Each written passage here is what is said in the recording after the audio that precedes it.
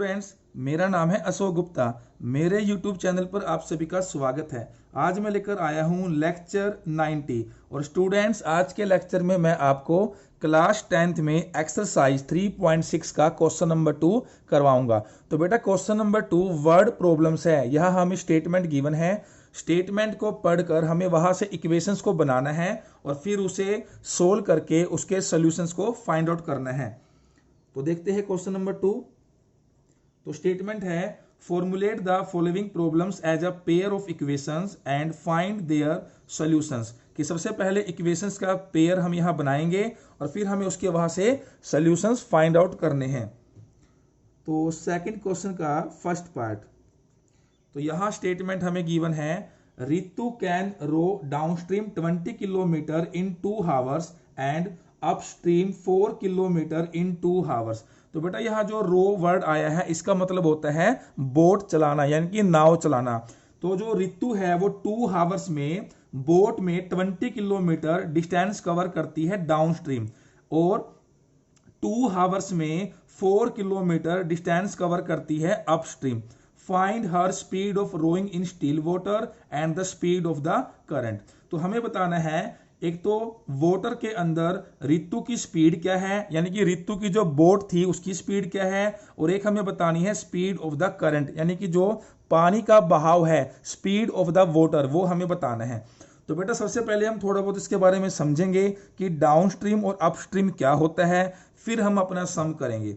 तो देखिए स्टूडेंट्स, हमारे पास जब भी हम बोट चलाएंगे तो हमारे पास 2 तरह की स्पीड होती है।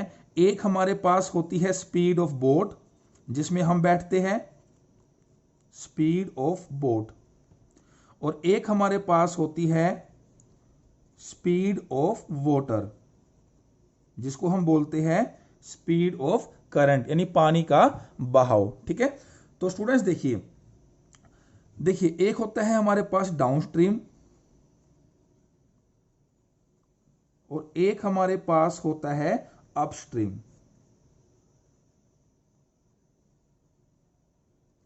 बेटा डाउनस्ट्रीम का मतलब है कि जिस डायरेक्शन में वाटर का फ्लो है, यानी कि जिस डायरेक्शन में पानी बह रहा है उसी डायरेक्शन में हमारी बोट जा रही है।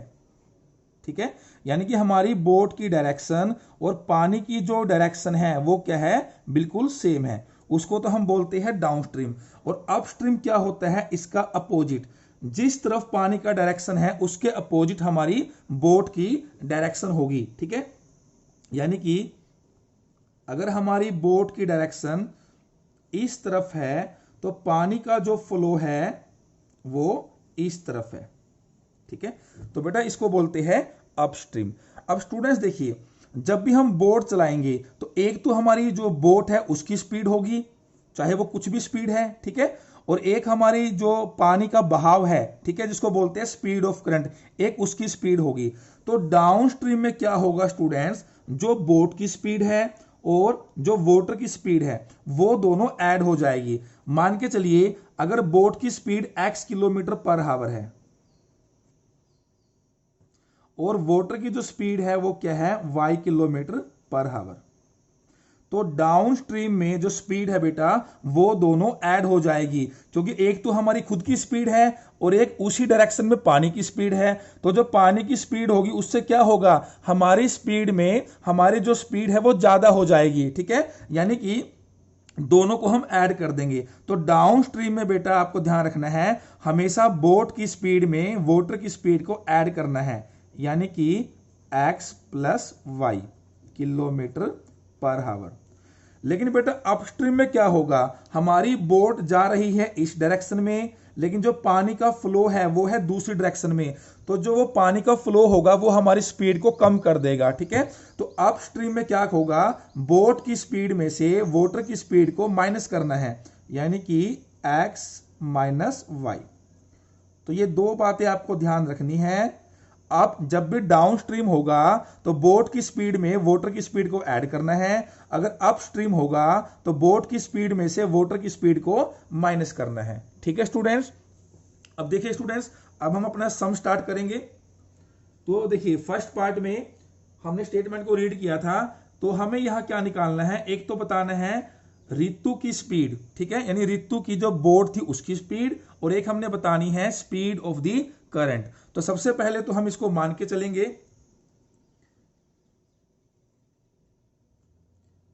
लेट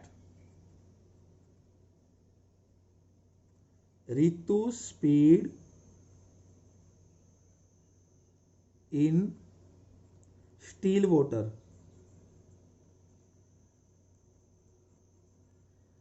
तो इसको तो हम मान लेते हैं x kilometre per hour and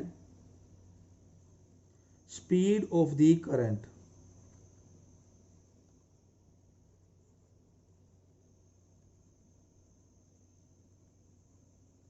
इसको हम मान लेते हैं y किलोमीटर पर हावर।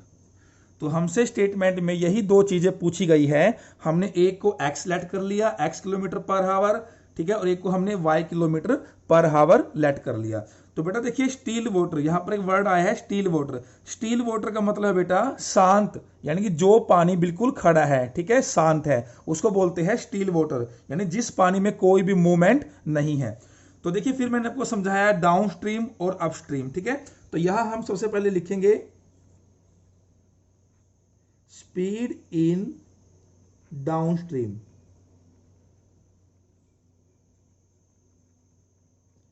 तो उसमें मैंने आपको क्या बताया कि बोट की स्पीड में वाटर की स्पीड को ऐड कर देंगे, ठीक है। तो x और y, तो हम क्या करेंगे, x में y को ऐड करेंगे, x plus y kilometre per हावर। फिर यहां लिखेंगे स्पीड इन अपस्ट्रीम, तो उसमें मैंने क्या समझाया कि बोट की स्पीड में से वाटर की स्पीड को माइनस कर देंगे।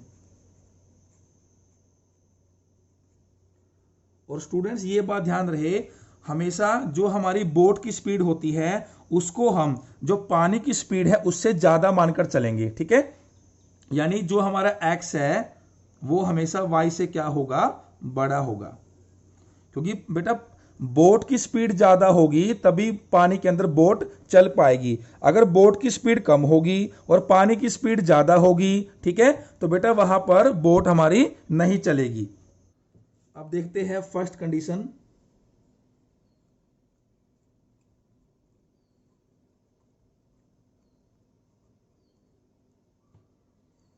तो फर्स्ट कंडीशन में गिवन है कि Ritu can row downstream 20 kilometre 2 hour, ठीक है। डाउन स्ट्रीम में ऋतु 2 हावर्स में 20 किलोमीटर डिस्टेंस कवर करती है। तो स्टूडेंट्स आप सभी को पता है कि जो डिस्टेंस है, डिस्टेंस का जो फॉर्मूला है वो क्या होता है, स्पीड मल्टीप्लाई टाइम। तो फर्स्ट कंडीशन में जो डिस्टेंस है वो हमें दी हुई है 20 किलोमीटर, तो यहां लिखेंगे 20 इज इक्वल टू स्पीड। अब बेटा यहां डाउन स्ट्रीम की बात है, तो देखिए डाउन स्ट्रीम में जो स्पीड है वो क्या है, x प्लस वाई, तो यहां लिखेंगे x plus y multiply time, और टाइम हमें दिया हुआ है 2 हावर्स, ठीक है। तो यहां से x प्लस वाई, तो ये मल्टीप्लाई में 2 है, ये डिवाइड में आ जाएगा 20/2, तो यहां हो गया 10 is equal to x plus y. तो हमारे पास जो फर्स्ट इक्वेशन है वो क्या बनी, x plus y is equal to 10। इसको हम इस तरीके से लिखेंगे x plus y is equal to 10, equation 1। अब हम देखेंगे सेकंड कंडीशन।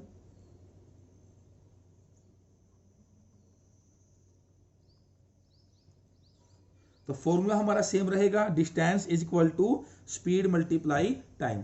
अब सेकंड कंडीशन में दिया हुआ है कि जो ऋतु है 2 हावर्स में 4 किलोमीटर डिस्टेंस कवर करती है अपस्ट्रीम, ठीक है।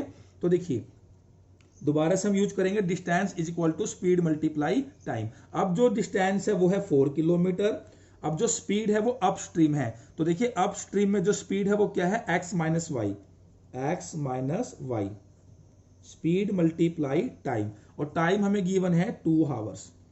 तो यहां से x माइनस वाई, तो ये 2 मल्टीप्लाई में है, डिवाइड में जाएगा, तो 4/2, ये 2 पे गया तो 2, और यहां से क्या बचा x माइनस वाई। तो हमारी सेकंड इक्वेशन बन गई x minus y is equal to 2। तो यहाँ हमने दोनों इक्वेशन यानी इक्वेशंस का जो पेयर है, पेयर को बना लिया है। अब हम इन्हें सोल्व करेंगे और सॉल्यूशंस को फाइंड आउट करेंगे। ठीक है, तो पहली इक्वेशन है x plus y is equal to 10, दूसरी इक्वेशन है x minus y is equal to 2। x minus y is equal to 10, sorry x plus y is equal to 10 और सेकंड थी x minus y is equal to 2। तो बेटा solve करने के लिए आप किसी भी अलजेब्रिक मेथड का यूज कर सकते हैं, वो आपकी चॉइस है। यहां मैं सोल्व करूंगा इसको एलिमिनेशन मेथड से। ठीक है, तो यहां से ये कैंसिल हो गया, तो x प्लस एक्स यहां पे आया 2x, यह 10 प्लस 2 तो यहां हो गया 12, तो x की वैल्यू आएगी 12/2, तो यहां से x की वैल्यू आई 6। अब हम पुट करेंगे, put x is equal to 6 in equation 1 we have. तो इक्वेशन 1 है हमारे पास x plus y is equal to 10, तो यहां x को हम रखेंगे 6 plus y is equal to 10, तो y आया 10, 6 को राइट में लेकर जाएंगे तो ये माइनस का हो जाएगा, 10 माइनस 6 4, तो x 6 और y 4। तो ये हमारे सॉल्यूशंस आ गए। तो बेटा देखिए हमें इसमें क्या बताना था, एक तो ऋतु की स्पीड इन स्टिल वाटर और एक स्पीड ऑफ करंट। ठीक है, तो यहां हम लिखकर दिखाएंगे, सो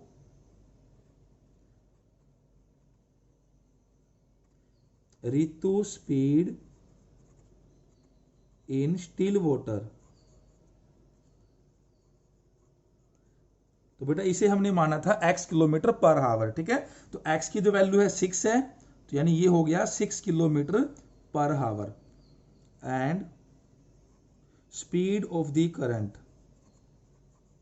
स्पीड ऑफ द करंट यानी जो पानी की स्पीड है उसे हमने माना था y किलोमीटर पर आवर और y की वैल्यू 4 आई है, तो यहां हो जाएगा 4 किलोमीटर पर आवर। तो ये हमारा आंसर आ गया। अब देखेंगे इसका सेकंड पार्ट। स्टेटमेंट है 2 women and 5 man can together finish an embroidery work in 4 days, कि 2 वुमेन और 5 मैन मिलकर किसी एम्ब्रॉयडरी वर्क को 4 डेज में पूरा करते हैं। बेटा एम्ब्रॉयडरी वर्क का मतलब क्या है, कपड़ों पर जो कढ़ाई का काम होता है। ठीक है, while 3 women and 6 men can finish it in 3 days, और दूसरी तरफ 3 वुमेन और 6 मैन मिलकर इसे 3 दिन में पूरा कर देते हैं। Find the time taken by 1 women alone to finish the work and also that taken by 1 man alone. तो बेटा हमें यह बताना है कि एक वुमेन अकेली और एक मैन अकेला उस काम को कितने दिन में पूरा कर देगा। ठीक है, तो स्टूडेंट्स ये जो क्वेश्चन है ये टाइम एंड वर्क पर बेस्ड है। ठीक है, पहले थोड़ा से समझते हैं फिर हम क्वेश्चन को स्टार्ट करेंगे। तो देखिए टाइम एंड वर्क,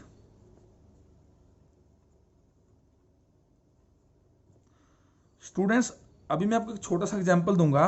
मान लीजिए हम कोई भी काम चाहे कुछ भी है, बुक पढ़ने का है या कोई मजदूर है या कोई मिस्त्री है वो घर बना रहा है, कोई भी काम है। ठीक है, देखिए जैसे मान के चले मैं किसी बुक को 10 डेज में पढ़ता हूं, यानी किसी बुक को मैंने 10 दिन में पूरा पढ़ लिया, तो इसका मतलब क्या है 10 दिन में मैंने पूरा काम कर दिया।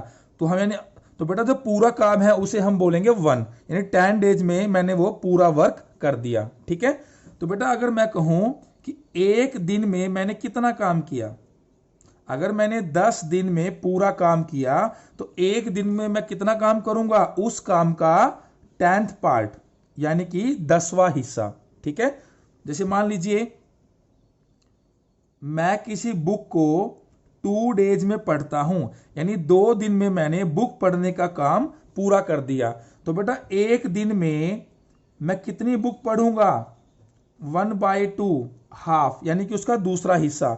यहां मैंने काम किया 10 दिन में पूरा, तो एक दिन में कितना करूंगा 1/10, यानी इस पूरे काम का 10वां हिस्सा, 1/10th पार्ट। अगर मैं किसी काम को 2 दिन में पूरा करूंगा तो एक दिन में कितना करूंगा, उसका 1/2 पार्ट, यानी कि उसका 1/2 हिस्सा। ठीक है स्टूडेंट्स, तो यहां आपने ये बात ध्यान रखनी है, यही जो कॉन्सेप्ट है हम इस पार्ट में, इस क्वेश्चन में लगाएंगे। तो सबसे पहले हम यहां लेट करेंगे, let the time taken by one women alone to finish the work x days, कि जो वन वुमेन है अकेली उस काम को एक्स डेज में पूरा करती है, and the time taken by one man alone to finish the work y days, और जो वन मैन है, एक आदमी है अकेला, उस काम को वाई डेज में पूरा करता है। तो स्टूडेंट्स मैंने अभी आपको समझाया, अगर हम 10 दिन में कोई काम पूरा करेंगे तो एक दिन में कितना करेंगे, 1/10, यानी कि ठीक है, यानी उसका 1/10वां हिस्सा। अगर हम किसी काम को 2 दिन में पूरा करेंगे तो एक दिन में कितना करेंगे, 1/2, यानी ये 2 यहां डिवाइड में आ जाएगा, यहां ये 10 था डिवाइड में आ गया।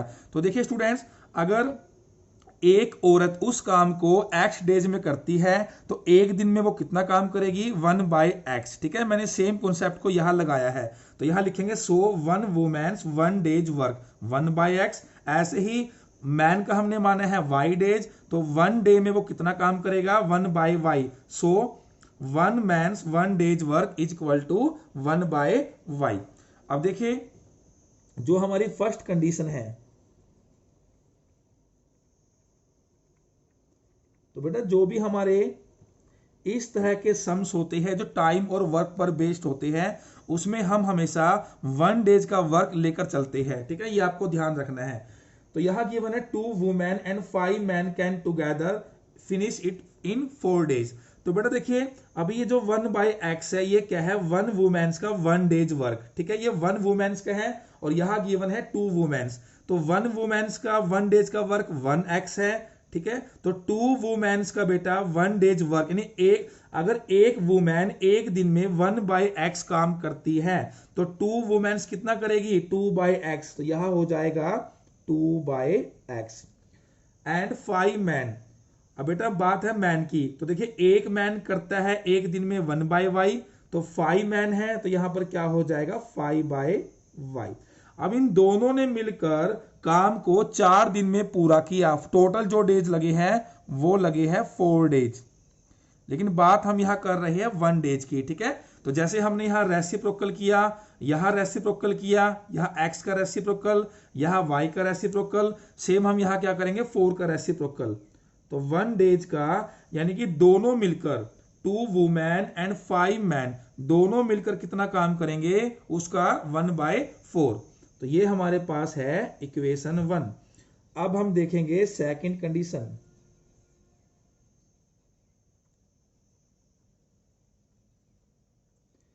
सेकंड कंडीशन में है 3 वुमेन एंड 6 मैन। तो बेटा 3 वुमेन है तो यहां पर हो जाएगा 3/x, जैसे हमने ऊपर किया है फर्स्ट इक्वेशन में।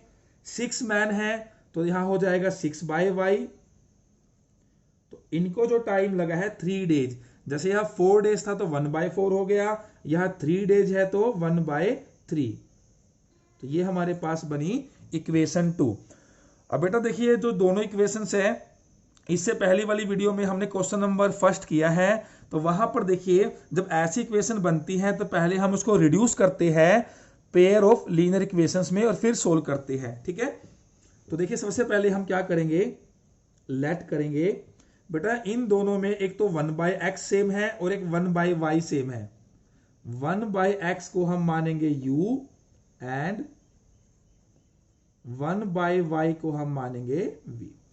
अगर बेटा आपने इससे पहले वाली वीडियो नहीं देखी है तो आप उस वीडियो को देख लीजिए और जो क्वेश्चन नंबर फर्स्ट है उसको अच्छी तरह समझ लीजिए कि कैसे इस तरह के इक्वेशंस को सोल्व करते हैं।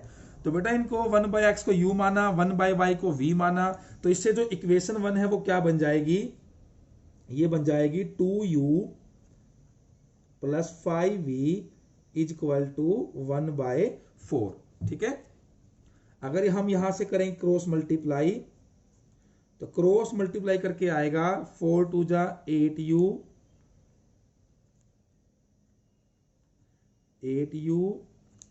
4 5 जा 20v इज इक्वल टू 1 को 1 से करेंगे 1। तो इसे हम मान लेते हैं इक्वेशन 3। अब जो हमारी इक्वेशन 2 है, ठीक है, तो ये क्या बन जाएगी हमारी, जब 1/x को u मानेंगे 1/y को v मानेंगे तो ये बन जाएगी, यहां लिखेंगे and 3u plus 6v is equal to 1/3। तो यहां से करेंगे cross multiply, v will get 3 3 जा 9u, 3 6 जा 18v इज इक्वल टू 1 को 1 से करेंगे तो 1, इक्वेशन 4। अभी हमने इन दोनों इक्वेशंस को, इक्वेशन 1 और 2 को जैसे इक्वेशन हम सोल्व करते आए हैं उन जैसा बना लिया है, इनको रिड्यूस कर लिया है। अब इन दोनों इक्वेशंस को हम सोल्व करेंगे। तो देखिए जो इक्वेशन 3 है वो है 8u plus 20v is equal to 1। Equation 4 है 9u plus 18v is equal to 1, equation 4। तो यहां यूज करेंगे एलिमिनेशन मेथड।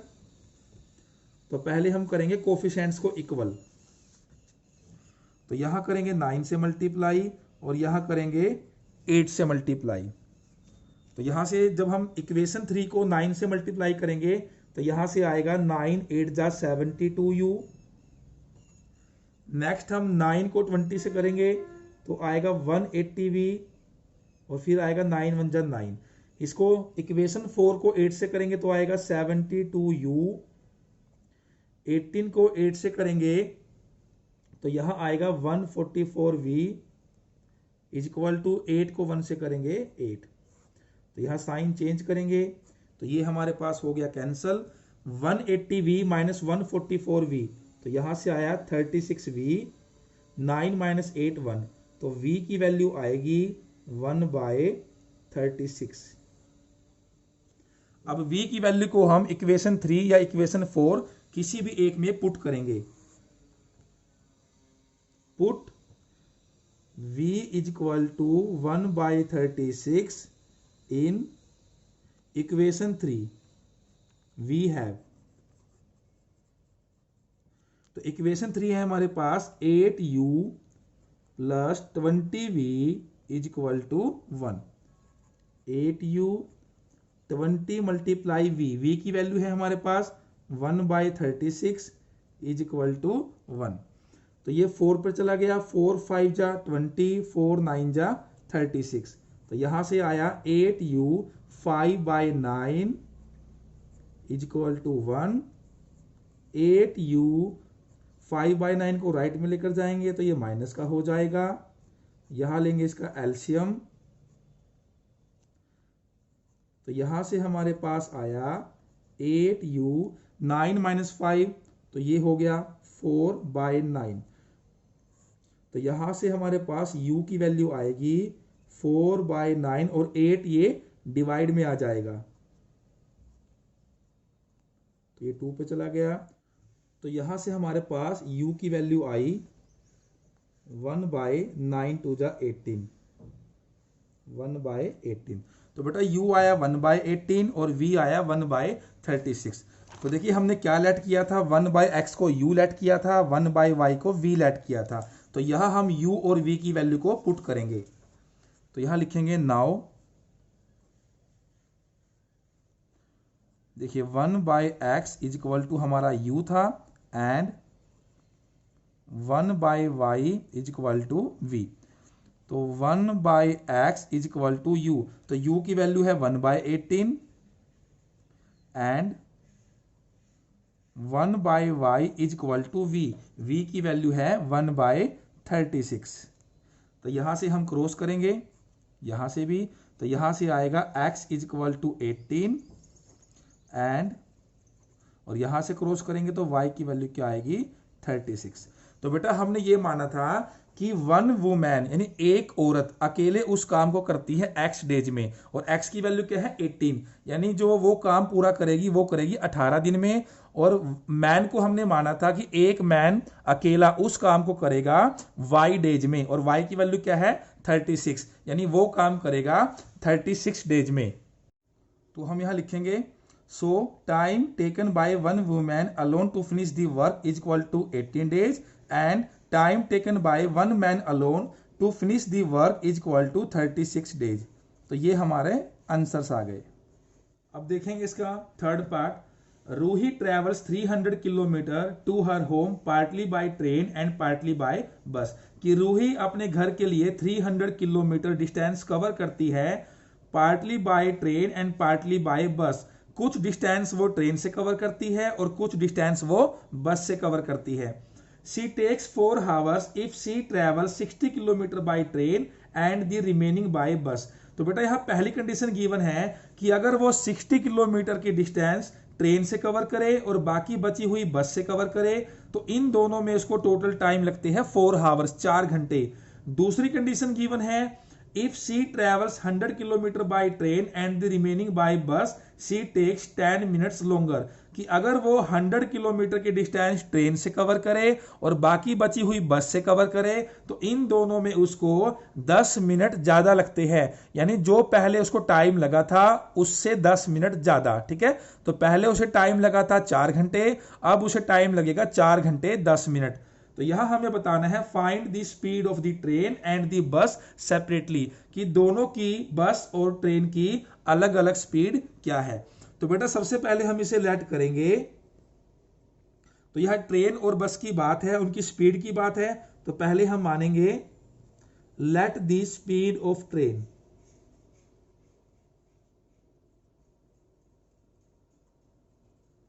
इसे हम मान लेते हैं x kilometre per hour and the speed of बस, इसे मान लेते हैं y किलोमीटर पर हावर। तो देखते हैं फर्स्ट कंडीशन।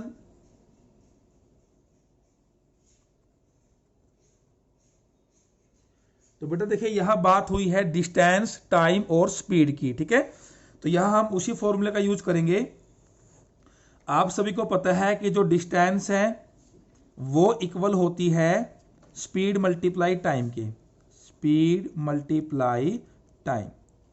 तो बेटा यहां से अगर हम टाइम निकालना चाहे तो टाइम किसके इक्वल होगा, डिस्टेंस बाय स्पीड। तो यहां हम इस फॉर्मूले का यूज करेंगे, time is equal to distance by speed. तो बेटा पहली कंडीशन में जो टोटल टाइम है वो 4 hours गिवन है। ठीक है, तो जो टाइम है वो तो हमें गिवन है 4 hours। अब बात करते हैं डिस्टेंस और स्पीड की। तो बेटा गिवन है कि 60 किलोमीटर की डिस्टेंस कवर की है ट्रेन से। तो पहले देखिए डिस्टेंस, डिस्टेंस कितनी है 60, तो वो उसने कवर की है ट्रेन से।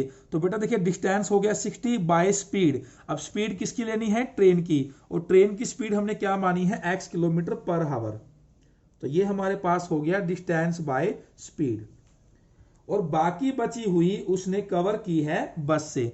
तो देखिए स्टूडेंट्स टोटल जो डिस्टेंस थी वो कितनी थी, 300 किलोमीटर। 300 में से 60 किलोमीटर उसने कवर की है ट्रेन से, तो बाकी कितनी बचेगी, अगर 300 में से 60 चला गया तो क्या बचा, 240 किलोमीटर। तो ये जो डिस्टेंस बची है वो उसने कवर की है बस से। ठीक है, तो यहां जो डिस्टेंस है वो कितनी बची, 240, और कवर की है उसने बस से। तो बेटा बस की जो स्पीड है वो हमने क्या मानी है, y। ठीक है, तो फाइनली हमारी इक्वेशन बनी 60 by x plus 240 by y is equal to, ये टोटल टाइम हमें 4 गिवन था तो इज इक्वल टू 4, इक्वेशन 1। अब देखते हैं second condition.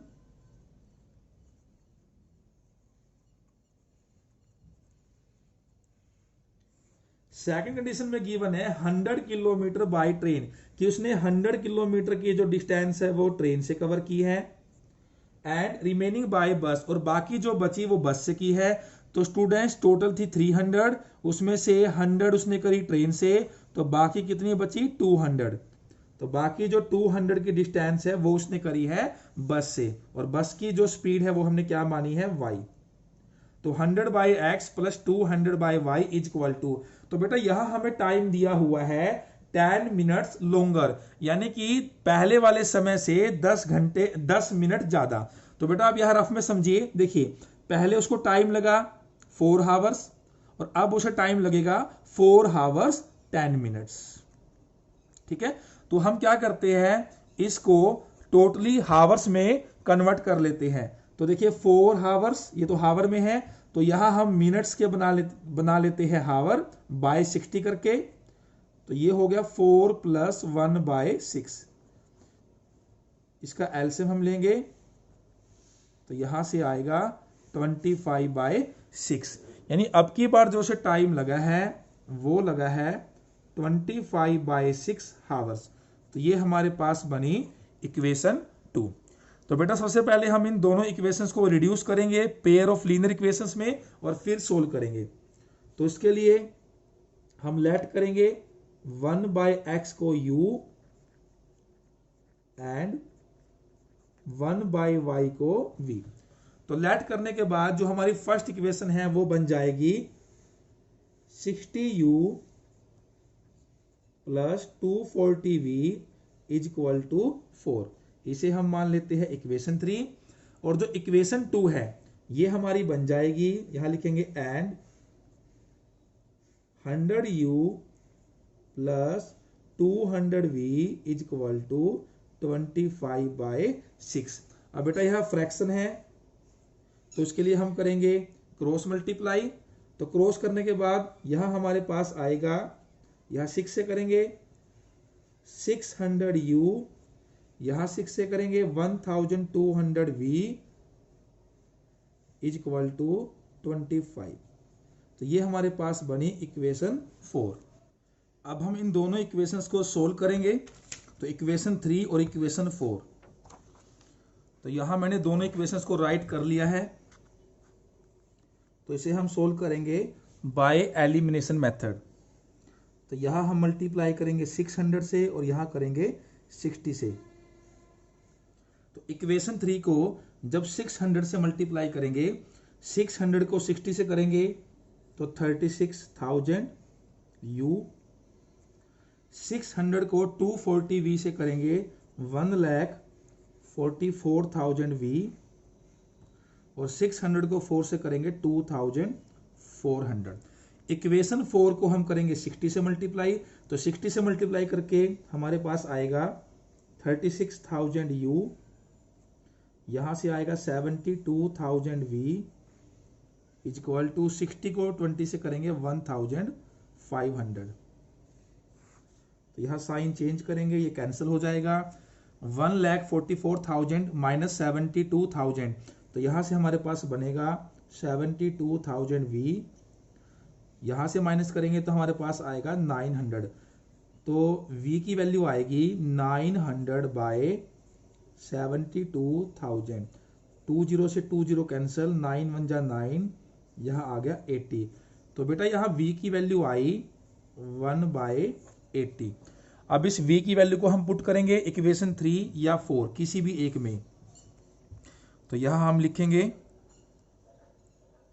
Put v is equal to 1/80 in equation 3 we have. तो इक्वेशन 3 है हमारे पास 60u plus 240v is equal to 4। 60u plus 240v, v की वैल्यू है 1/80 इज इक्वल टू 4। तो ये 3 पे चला गया, तो हमारे पास आया 60u plus 3 is equal to 4। 3 को हम राइट में लेकर जाएंगे तो ये माइनस का हो जाएगा। तो 60u is equal to 4 minus 3 1, तो u की वैल्यू आई 1/60। तो हमारे पास u की वैल्यू आई 1/60 और v की वैल्यू आई 1/80। अब हम क्या करेंगे, इन दोनों वैल्यूज को यहां पुट करेंगे जहां से हमने इसको लेट किया था। नाउ 1/x हमने लेट किया था u के इक्वल, एंड 1/y हमने लेट किया था v के इक्वल। तो 1/x is equal to u, तो u की वैल्यू आई है 1/60 and 1/y is equal to v, v की वैल्यू आई है 1/80। तो यहां से करेंगे क्रॉस मल्टीप्लाई। क्रॉस मल्टीप्लाई करके यहां से हमें मिलेगा x की वैल्यू 60 एंड, और यहां से हमें मिलेगी y की वैल्यू 80। तो ये हमारे सॉल्यूशंस आ गए। तो बेटा देखिए जो ट्रेन की स्पीड है उसे हमने माना था x किलोमीटर पर हावर, और जो बस की स्पीड था उसे हमने माना था y किलोमीटर पर हावर।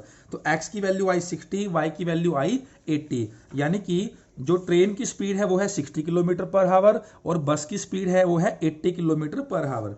तो यहां हम लिख देंगे so speed of the train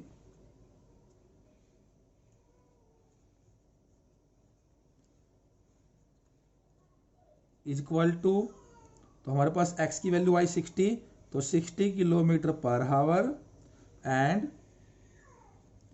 speed of बस जिसे हमने y माना था, तो y की वैल्यू आई 80, तो 80 किलोमीटर पर हावर। तो ये हमारे पास आंसर आ गया। तो स्टूडेंट्स ये था एक्सरसाइज 3.6 का क्वेश्चन नंबर 2। आई होप आपको इस क्वेश्चन के सभी पार्ट्स अच्छी तरह समझ आ गए होंगे। तो बेटा अगर आपको आज की वीडियो अच्छी लगी है तो इस वीडियो को लाइक करें और ज़्यादा से ज़्यादा शेयर करें। इसके बाद हम मिलेंगे नेक्स्ट क्लास में। Thank you.